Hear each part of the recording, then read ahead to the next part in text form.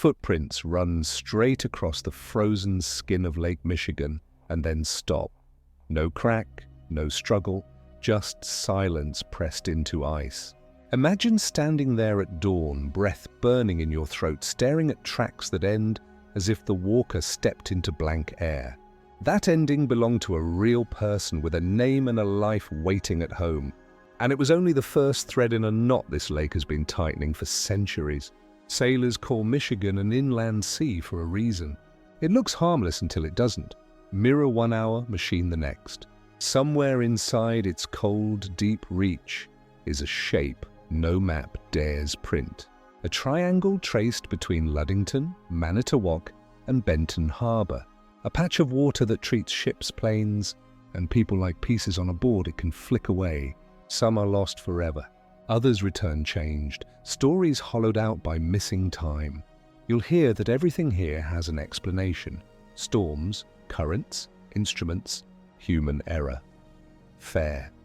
But explanations fall apart when a captain vanishes from a locked cabin, when a commercial airliner breaks radio and leaves almost nothing behind, when footprints lay down a sentence and refuse to finish it.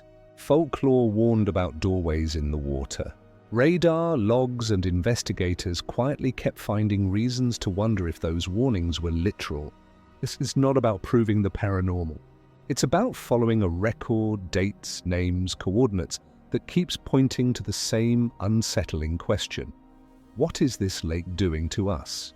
Tonight we sail the line between evidence and legend, case by documented case, to test whether the Michigan Triangle is a myth we made or a door that opens itself. Stay close, because every answer here unlocks a bigger, colder question waiting below. The mystery of the Michigan Triangle did not begin with modern planes or lost sailors. Long before steel hulls and propellers cut these waters, the people who lived on its shores spoke in hushed tones about a lake that could shift moods like a living thing.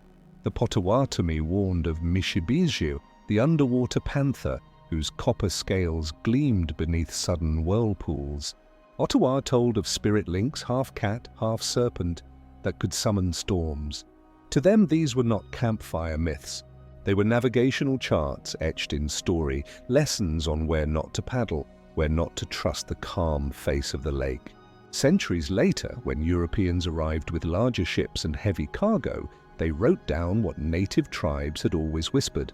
Sometimes the water behaved wrong. In September of 1679, a proud vessel called Le Griffon sailed into Lake Michigan.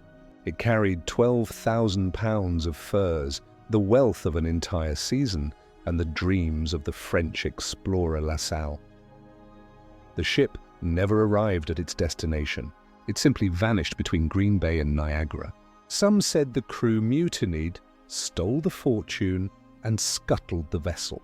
Others claimed a sudden storm pulled it down like a stone. Rival traders were accused of sabotage, and the local tribes reminded anyone who would listen that the lake itself had taken what it wanted. 3 centuries of searching have not recovered even a single proven piece of Le Griffon. Wreck hunters with sonar, divers with modern gear, amateur fortune seekers, all have failed. That blank space in the record made Le Griffon the lake's first recorded mystery and the first undeniable wound in the triangle's reputation. By the 1800s, the lake had transformed into an industrial highway. Lumber, coal, and iron ore moved across its surface daily, feeding cities that were growing like fire. Ships passed one another like strangers on a busy road, but danger grew just as quickly. On May 21, 1891, the schooner Thomas Hume pushed out from Chicago with 7 men aboard. A sister ship sailing nearby saw the storm building and wisely turned back. The Hume pressed forward, confident in its crew and hull.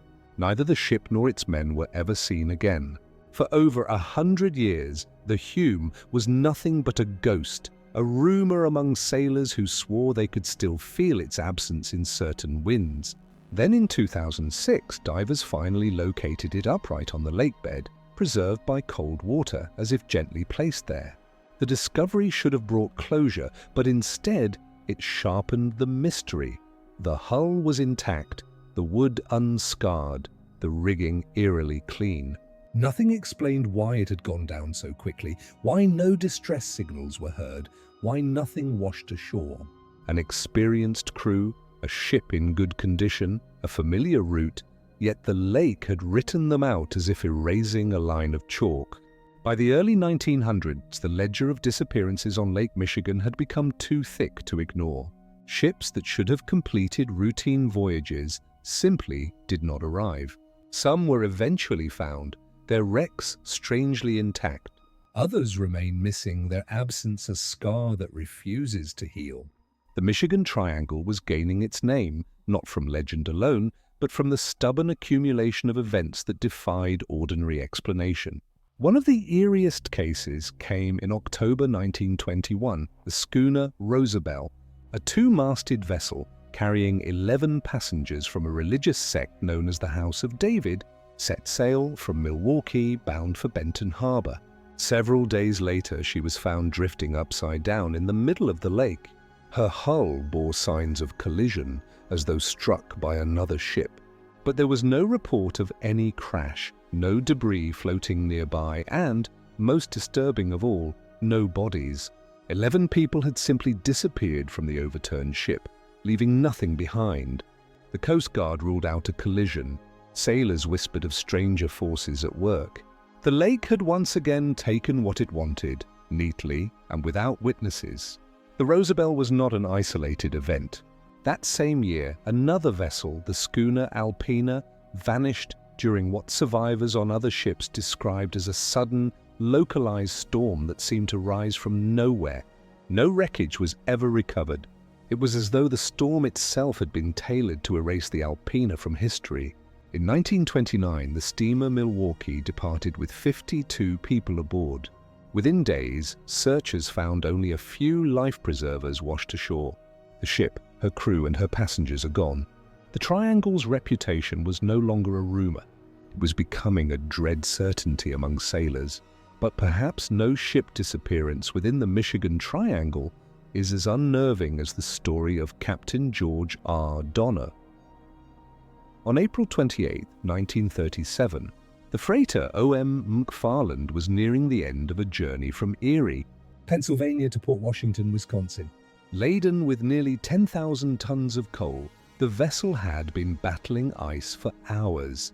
Captain Donner, a veteran of decades on the Great Lakes, finally retired to his cabin around 10:30 p.m., instructing the crew to wake him as they neared port.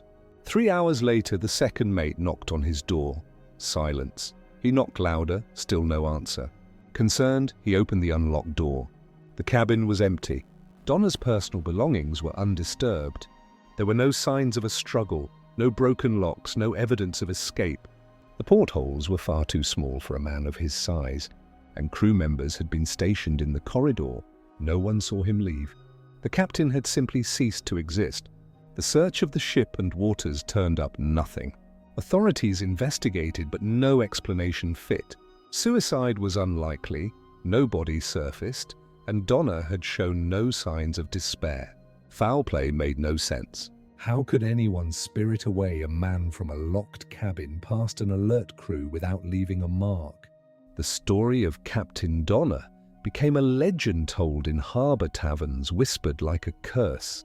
His disappearance was not just another wreck. It was a locked room mystery at sea, one that hinted at forces beyond storms and waves. Then came the air age, and the Triangle did not loosen its grip. On June 23, 1950, Northwest Orient Airlines Flight 2501, a DC-4 airliner, was en route from New York to Minneapolis with 55 passengers and 3 crew members. Captain Robert Lind, a skilled pilot with thousands of hours of experience, guided the plane into a line of thunderstorms over Lake Michigan. Around 11:30 p.m., he radioed a request to descend to 2,500 feet to escape turbulence. Air traffic control denied the request due to heavy traffic. Minutes later, Flight 2501 vanished from radar. Search teams recovered seat cushions, scattered clothing, and a handful of body fragments. The rest, the fuselage, the engines, the passengers, was gone. If the plane had broken up mid-air, debris should have stretched for miles. Instead, the wreckage clustered tightly in one small area, as though the aircraft had been swallowed whole. Witnesses on shore reported seeing an unexplained red light hovering above the lake at the exact time of the disappearance. Authorities filed the incident under turbulence, but experts remained unconvinced. The official explanation satisfied bureaucrats. It never satisfied those who studied the triangle. The pattern continued in subtler but equally disturbing ways. Pilots began reporting strange compass readings, sudden fog banks that appeared from nowhere, and lights darting across the sky in impossible maneuvers. Small aircraft vanished without distress calls. Fishermen claimed to see metallic objects skimming under the water's surface. Each report, taken alone, could be dismissed as an error or illusion. Together they drew a constellation of unease. The 1960s and 70s brought even stranger accounts. In 1973, a Coast Guard cutter reported tracking an unidentified object on radar. It moved at extreme speeds, darting across the screen before vanishing entirely. The crew insisted it was solid and metallic. Absolutely real, one officer said, until it wasn't. And in February 1978, the case that would baffle researchers for decades began: the disappearance and reappearance of Stephen Kubacki. Kubacki was a 23-year-old student at Hope College, an experienced outdoorsman. On February 20th, he set out on a solo cross-country skiing trip along the frozen shore near Saugatuck. The next day, snowmobilers found his equipment abandoned on the ice. A line of footprints led from his skis straight out toward the lake, continuing for nearly 200 yards before ending abruptly. No hole in the ice, no cracks, no evidence of drowning. The footprints just stopped. Rescue teams searched for days. Divers combed beneath the surface. Nothing. Investigators reluctantly declared Kubacki drowned. His family mourned. The case seemed closed. 15 months later, on May 5, 1979, Kubacki woke up in a field near Pittsfield, Massachusetts, 700 miles from where he had disappeared. He was wearing unfamiliar clothes and carrying a backpack filled with random belongings: maps, hitchhiking signs, $40 in cash, a Wisconsin Marathon t-shirt. He had no memory of the missing months. His last recollection was skiing along the shore of Lake Michigan. Doctors found him physically healthy. He earned advanced degrees in psychology and lived a quiet life afterward, but he never offered an explanation for those 15 months. When pressed, he remained silent. Kubacki's disappearance, and even more so his reappearance, remains one of the most confounding events tied to the Michigan Triangle. Unlike lost ships or vanished planes, his case left behind a witness, himself. Yet his silence only deepened the mystery. Did he truly not remember, or did he refuse to reveal what he had experienced? Either answer is unsettling. By the late 20th century, the Michigan Triangle had amassed centuries of disappearances, from Le Griffon to the Rosabelle, from Donna's vanishing to Flight 2501, from Kubacki's missing year to countless unnamed fishing boats and small craft. Each event stacked upon the others until skeptics were forced to admit the sheer volume of anomalies demanded attention. But the triangle was not finished. In the decades that followed, its mysteries would grow stranger still. Cases of phantom ships that faded before witnesses' eyes, radar screens filled with ghost planes, warm rings in the water visible from space, and testimonies from native elders who had always known the lake held doorways between worlds. By the late 20th century, many assumed modern technology would finally dissolve the triangle's shadow. Sonar could chart the depths, radar could track the skies, satellites could watch from above. Yet the Michigan Triangle seemed almost to mock those efforts. The deeper the technology reached, the stranger the stories became. In July of 1998, two experienced pilots took off in a Czech-built Aero L-39 Albatross jet trainer. It was a clear summer day, calm skies, good visibility, no storms in sight. Witnesses heard what sounded like a faint explosion high above, like distant fireworks, but no wreckage ever surfaced. No distress call was sent. The plane and its crew vanished completely, as if erased in mid-flight. Search teams dragged the water with sonar, sent divers down into promising locations, but nothing was found. A modern, high-performance aircraft built with safety features including ejection seats should have left evidence. Instead, it was added to the Triangle's growing archive of impossible disappearances. Just 2 years later, in May of 2000, air traffic controllers at O'Hare International Airport found themselves facing something uncanny. For 5 straight weeks, their radar screens displayed phantom returns over Lake Michigan. Blips appeared out of nowhere, objects moving in controlled flight paths at speeds consistent with real aircraft. Planes were diverted to avoid collision. Controllers swore they were tracking solid objects. Then, as suddenly as they appeared, the blips would vanish. Not fly out of range, not fade, simply blink out, gone. The problem became so frequent that some began calling them ghost planes. FAA investigations followed, but no cause was identified. These were not random glitches. The phantom craft followed deliberate patterns, then vanished in impossible ways. When the blips finally stopped, they left behind shaken controllers and a stack of unanswered reports. The strangeness was not confined to the air. In 2007, marine archaeologist Mark Holley conducted a sonar survey of the lake floor. His team expected to map shipwrecks. Instead, they discovered something far older and harder to categorize. About 40 feet below the surface lay a deliberate formation of stones stretching nearly a mile. Some were the size of basketballs, others boulders several feet across. One stone in particular drew attention.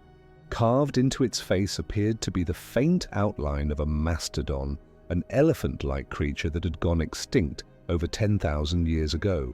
If authentic, this carving meant the stones had been arranged at a time when the lake bed was dry land in the prehistoric era. The discovery was kept quiet to protect the site from damage, but word spread among researchers. Was this the work of early North Americans marking sacred ground, or was it tied, in some unfathomable way, to the Triangle's centuries of anomalies? Some noted that many triangle incidents occurred along a line that passed directly over the stone formation. Perhaps it was a coincidence. But coincidence is the currency the Michigan Triangle spends too freely. Natural explanations exist and scientists continue to push them forward. Lake Michigan is vast, over 300 miles long and 22,000 square miles in area. Its shape, running north to south, creates conditions for standing waves, seeches, and violent storms that form and dissipate with terrifying speed. Cold water temperatures claim lives quickly. A person falling overboard may survive only minutes before hypothermia shuts them down. Magnetic declinations in the area are well documented, causing compasses to drift by several degrees.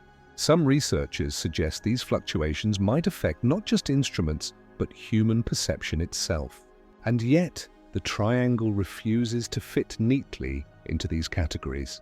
Magnetic issues don't explain why Captain Donner vanished from a locked cabin.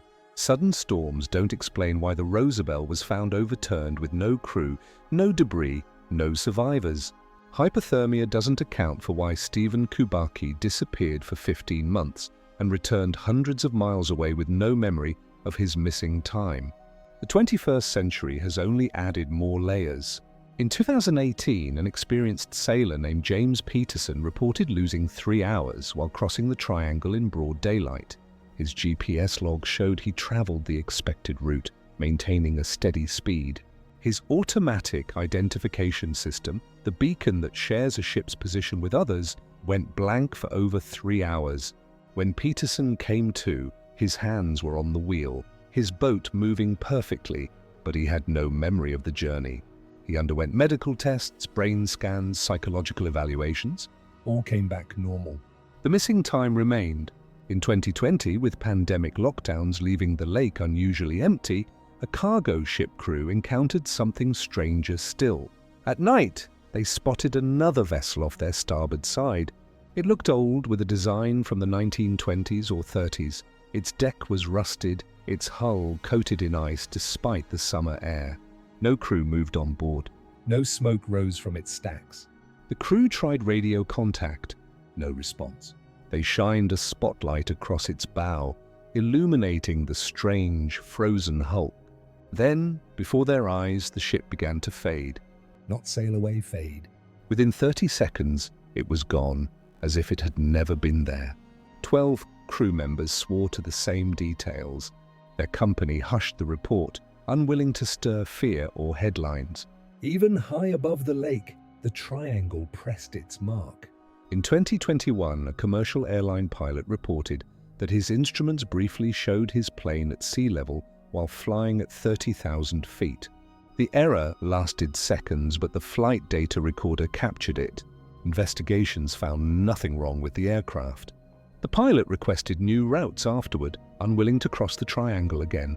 Then came 2024. Satellite images revealed something new and bizarre, a perfect ring of unusually warm water in southern Lake Michigan. NOAA scientists explained it as the product of a high-pressure system, trapping heat on the surface. But its flawless circular shape raised eyebrows even among researchers. For days, the warm ring persisted, then vanished without trace. In the heart of the triangle, the circle burned itself briefly into existence, visible from space, a signature with no author. Each new case pressed the same questions. Was the triangle simply a statistical trick, its accidents exaggerated by human imagination? Or was it something deeper, a place where physics bends and ordinary laws fray? Native American elders who had guarded their stories for generations began sharing more.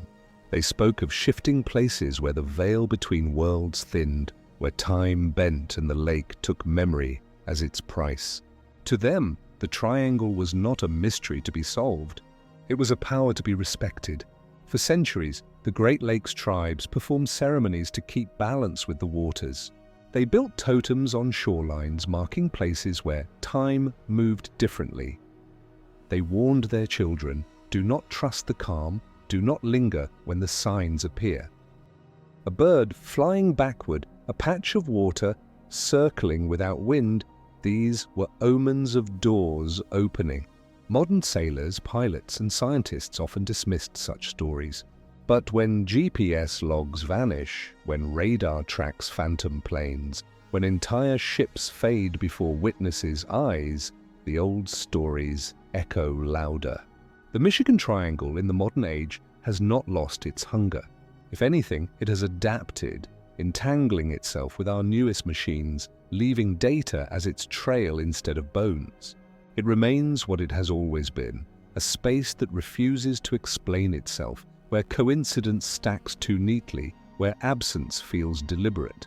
And the deeper we study it, the more it seems the triangle is not finished with us.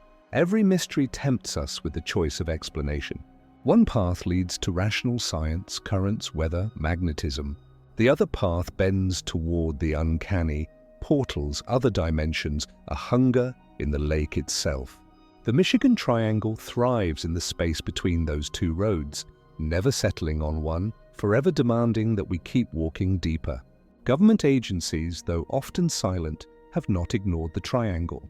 Freedom of Information Act requests reveal that both the US Navy and the Air Force have studied the area. Officially, their work focused on magnetic anomalies and their effects on navigation systems. Unofficially, no one knows how far those studies went. Files remain locked, conclusions redacted. It raises a question that lingers. If the triangle is only folklore, why spend military resources to measure its shadows? Pilots who have crossed it speak of radar screens filled with impossible echoes. Sailors describe compass needles spinning like dancers, refusing to settle on north. Some talk about waters that flatten during storms as though an unseen hand presses the waves down. Others claim to see lights under the surface, too bright and deliberate to be fish. These accounts trickle from fishermen's families, guarded stories told at kitchen tables but rarely shared beyond them. Because the pattern is too consistent, too personal. Each family has its tale of the lake, taking something and not giving it back. And then there are the elders. Joseph Whitefeather, a Potawatomi elder, once shared the memory of his grandfather's warnings in the 1950s. His ancestors marked places along the lake where time moved differently. Canoes entering these waters would return hours later. though the paddlers swore only minutes had passed. Sometimes they would vanish for days, returning in confusion, certain they had just departed. The tribe learned to avoid these waters, marking them with carved totems, visible warnings to stay away. But did not all who saw the signs heeded them? Those who didn't sometimes came back changed. Whitefeather remembered an incident in 1962. His uncle, an experienced fisherman, spent a day on the lake. When he returned, his speech was fractured, his memory scrambled. He spoke of fishing alongside his long-dead brother. He described conversations with people who had never existed. Stranger still, he knew details about a shipwreck that wouldn't be discovered until decades later. For weeks, his family performed cleansing ceremonies. Gradually, he returned to himself, but he never set foot on the lake again. For the rest of his life, he carried the knowledge of something unspeakable, an encounter that stole and replaced pieces of him. Another story came from Ottawa Elder Maria Cloud Walker. She spoke of shifting places, locations where the world thinned. Her grandmother taught her to watch for signs: water circling against the wind, clouds moving the wrong direction, birds flying backward. When those signs appeared, you left immediately. Delay meant being pulled into the shifting, returning, changed, or not at all. These are not scientific accounts, yet they echo what modern witnesses describe. A pilot's instruments flicker, showing impossible altitudes. A sailor loses hours only to find his GPS claiming he never stopped moving. Data logs and ancestral memory tell the same story. Time and place can misbehave in the Michigan Triangle. Skeptics insist the triangle is nothing but human error amplified by myth. They argue that Lake Michigan's enormous size, heavy traffic, and volatile weather explain every story. The triangle's boundaries, they say, are drawn after the fact, retrofitted to encompass known incidents. Insurance companies agree. Lloyd's of London treats the lake as ordinary water, no higher risk than elsewhere. Yet statistics don't silence the unease of families who never recover loved ones. Numbers don't erase Kubaki's missing year, or Captain Donner's empty cabin, or a ship that fades like smoke in front of 12 witnesses. Scientists who dare to tread closer to speculation sometimes whisper of dimensions. Quantum physics, once dismissed as too abstract for human experience, now suggests reality is stranger than common sense admits. If multiple realities exist, could certain places act as weak spots, thresholds where one world bleeds into another? Could the triangle be one of those places, a natural fracture line in the map of reality? The very language used to describe it, doorways, shifting places, hunger, feels mythic. Yet the data piles higher each decade. Unexplained radar contacts, GPS glitches, sonar readings of solid ground where only deep water lies. Each anomaly is a thread. Woven together, they form a fabric too complex to dismiss outright. Consider the warm ring of 2024. Satellites detected it clearly, a perfect circle of heated water in the heart of the triangle. Weather systems can cause unusual heating, yes, but not perfect geometry. Nature rarely draws flawless circles. When it does, humans call them sacred. Stonehenges, crop circles, spirals on cave walls. That warm ring glowed for days, visible from space, then vanished. It was a mark without explanation, a signature on the surface of the lake. And consider the missing time cases. Kubaki's 15 months are the most famous, but James Peterson's 3-hour blank in 2018 is equally disturbing. His instruments showed a steady course. His AIS broadcast revealed no deviation. The lake carried him, hand on wheel, across its body, and left him without a memory of the journey. What does it mean when reality itself records the path but the human mind refuses to? Did he pass through one of Maria Cloud Walker's shifting places? Was he ferried across dimensions and returned without permission to remember? For believers, the triangle is proof of a world layered with invisible doors. For skeptics, it is proof of how easily humans weave myths around danger. For researchers, it is a living archive, a puzzle demanding humility. Because, whether explained by science or folklore, the triangle's truth remains the same: ships vanish, planes vanish. People vanish. And sometimes, impossibly, they come back. What is most unsettling is not the disappearances, but the returns. Kubaki reemerges in a Massachusetts field. A fisherman returns with memories that don't belong to him. Sailors glimpse phantom ships that fade from view. Pilots see radar contacts that vanish. The triangle doesn't just take, it sometimes returns pieces, scrambled and distorted, as though to remind us that its hunger is selective. Imagine standing at the water's edge at dusk. The surface is calm, the horizon endless. You know the records. Over 3 centuries of vanishings, from wooden schooners to modern jets. You know the folklore, portals, spirits, doorways. You know the science, magnetism, currents, storms. And yet, as the sky darkens, you cannot escape the feeling that this body of water has intent. That it watches, that it decides. The Michigan Triangle resists closure. Every theory explains part of it, none explains all. Perhaps that is the point. The mystery endures because it feeds on contradictions, science and myth, evidence and story, loss and return. In its cold depths lies not just the wreckage of ships, but the stubborn human need to understand the unknowable. And so we keep asking, what is this place? Why here? Why do the laws of nature seem so fragile across these 4,000 square miles of water? Why does it feel to so many who enter less like a lake and more like a threshold? The answers remain submerged. And yet, every year, new witnesses add their voices, new data points land on the ledger, new shadows lengthen across the water. The triangle keeps writing its story through those who risk its heart. Perhaps the lake is only a lake, deep, cold, unpredictable. Or perhaps it is what the elders always said, hunger, a door, a place where memory and time are currency. Either way, the Michigan Triangle continues to take, to give back, and to remind us that some mysteries do not fade with technology. They only deepen. Stand at the shoreline of Lake Michigan on a calm night, and it is easy to believe nothing could be dangerous here. The water stretches like glass, the stars reflected in its dark mirror, the waves no more than whispers. And yet, beneath that silence, centuries of absence live on. Names etched in reports, families left without answers, vessels logged as missing, all swallowed by a body of water that never explains itself. The Michigan Triangle is not just a shape on a map. It is a story that keeps rewriting itself through generations. Each disappearance is another line added, each reappearance another riddle. Rational voices remind us of storms, currents, ice, and error. Others insist on dimensions, portals, and hungry spirits. The truth may lie in both or neither. What matters is that the ledger never closes. From Le Griffon's lost cargo to Flight 2501's missing passengers, from Donna's empty cabin to Kubaki's vanished year, the triangle continues to unmake certainty. It strips away the comfortable idea that the world is predictable, that nature plays by rules we fully understand.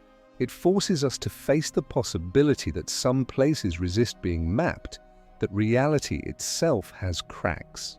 And so we return to the question whispered across centuries, what does the lake want? Is it only chance that turns calm waters deadly, or is it something older, stranger, and patient? Perhaps the answer is not meant to be found. Perhaps the triangle is less a mystery to solve than a reminder that mystery itself endures.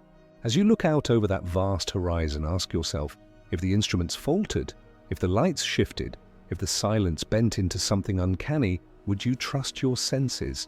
Or would you wonder if you had stepped, at last, into the triangle's embrace?